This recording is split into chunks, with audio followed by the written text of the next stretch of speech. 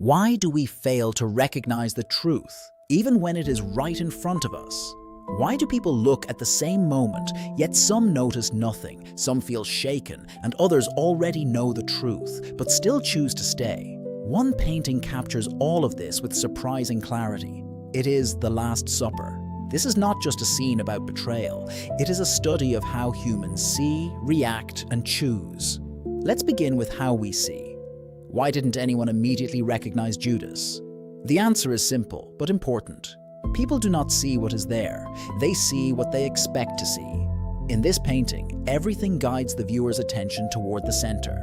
The composition, the perspective, and the visual structure all naturally pull the eye to the most important figure. As a result, the surrounding figures are visible, but not truly noticed. Judas is not hidden. He is not separated.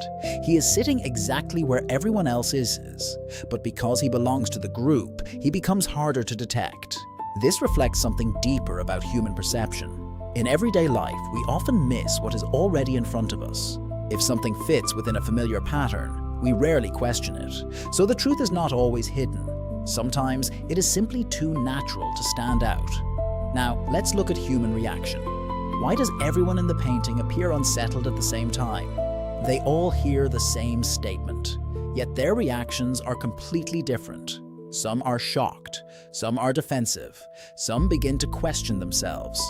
This shows an important principle. People do not react to truth itself. They react through their own emotions, experiences, and fears.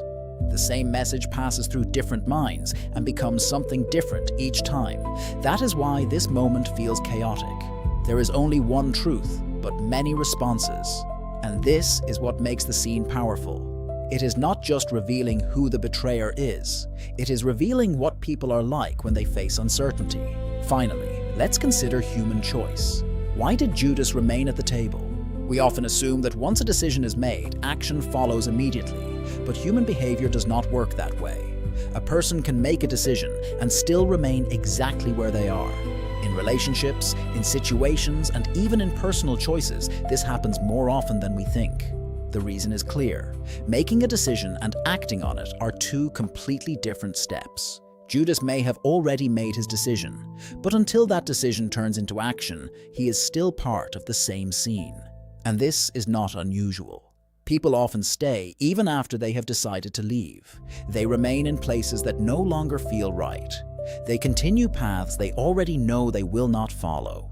So this is not just Judas's story. It is a pattern of human behavior. If we bring these ideas together, a clear structure appears. We fail to see clearly. Because we fail to see, we react emotionally. Because we react emotionally, we delay our actions. And, as a result, we remain where we are. That is why this painting feels so familiar, even centuries later. It reflects something constant about human nature. So the real question is not, why did Judas stay? The real question is this: why do we remain, even when we already know the truth? Perhaps the truth was never hidden at all. Perhaps we simply were not ready to understand it.